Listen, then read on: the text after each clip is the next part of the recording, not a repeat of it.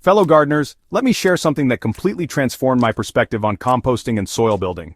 Last month, I decided to experiment with something I'd been curious about for years, directly composting cardboard in my garden beds. What happened over the next few days left me absolutely amazed, and I'm convinced this technique will revolutionize how you think about both waste reduction and soil improvement.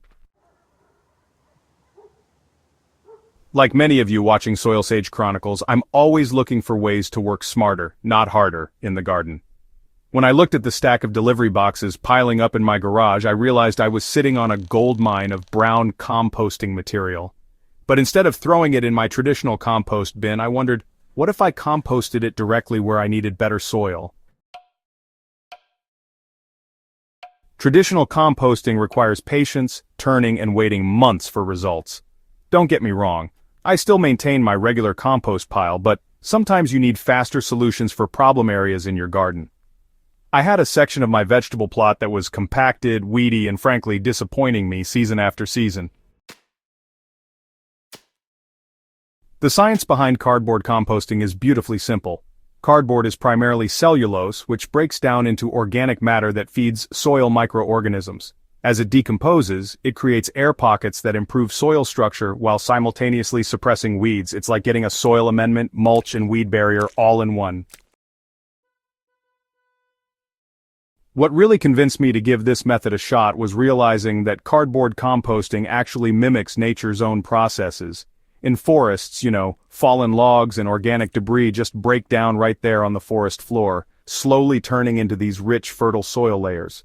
I was, in a way, basically recreating that same process in my own garden. I kicked off this experiment on a Saturday morning in early March, picking out a 4 by 8 foot section of my yard that had always struggled with poor drainage and those stubborn weeds. The setup turned out to be surprisingly straightforward though.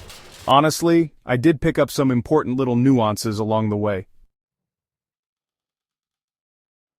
So, first things first, I gathered up my materials, some large pieces of plain cardboard, definitely steering clear of anything with glossy coatings or too much tape, a garden hose, and a bit of compost from my bin. The key here is to use corrugated cardboard without any wax coatings. Most shipping boxes are just fine, but yeah, pizza boxes and anything with heavy printing should really be avoided. So, I laid the cardboard directly over the existing soil and weeds overlapping the edges by at least 6 inches to prevent those pesky weeds from sneaking through any gaps. This was my first mistake in previous attempts. Not having enough overlap always led to weed breakthrough. The cardboard really needs to create a complete barrier. Next came the crucial step: thorough watering. I soaked each piece until it was completely saturated and started feeling soft and pliable. This initial moisture is essential because, believe it or not, dry cardboard can actually repel water and create hydrophobic layers in your soil. I spent about 20 minutes ensuring every square inch was properly moistened. What happened next genuinely surprised me. Within 24 hours I could see the cardboard beginning to conform to the soil surface, molding around existing contours and creating intimate contact with the ground. By the second day, I noticed something remarkable: earthworms. These weren't just any earthworms, they were appearing in numbers I'd never seen in that particular area. The cardboard was creating a protective, moist environment that earthworms absolutely love. I lifted a corner and found dozens of them already beginning their work of breaking down the cardboard and mixing it with the existing soil.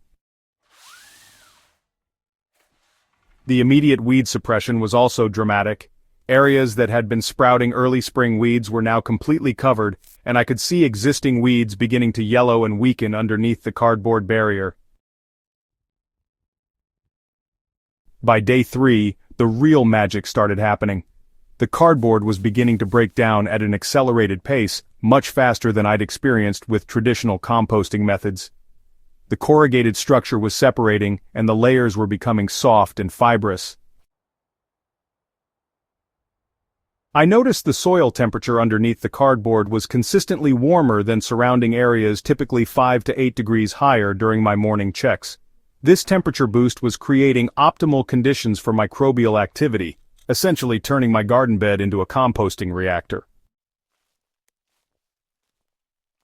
The rapid decomposition I was witnessing isn't magic. It's excellent soil science in action. Cardboard has an ideal carbon-to-nitrogen ratio for composting, especially when it's in direct contact with soil that contains nitrogen sources from organic matter and plant residues. The corrugated structure creates air pockets that allow for proper oxygen flow, preventing the anaerobic conditions that can slow decomposition in traditional compost piles. Meanwhile, the soil below provides a constant source of decomposer organisms, bacteria, fungi, and other microbes that immediately begin breaking down the cardboard. After 2 weeks, I could already see dramatic changes in soil structure. Areas where I could previously barely push a shovel now yielded easily to gentle pressure.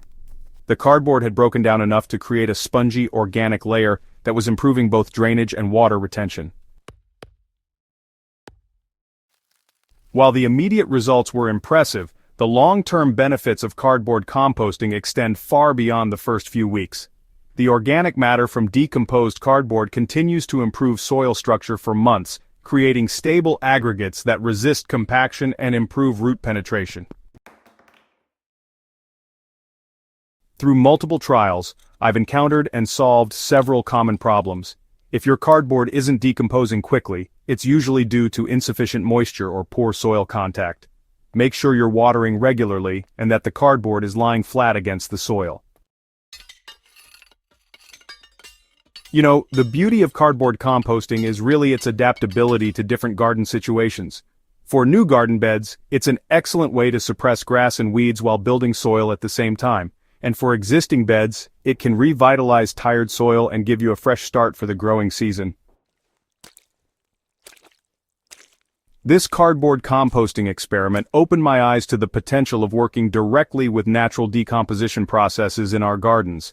It's reminded me that sometimes the most effective solutions are also the simplest ones, using materials we might otherwise throw away to solve problems we face in our growing spaces. If you're inspired to try this technique, start small with a problem area in your garden. Document your results, just like I did. You'll be amazed at how quickly you can transform soil health with nothing more than cardboard, water, and patience. The transformation I witnessed in just those first few days has made cardboard composting a permanent part of my soil building toolkit.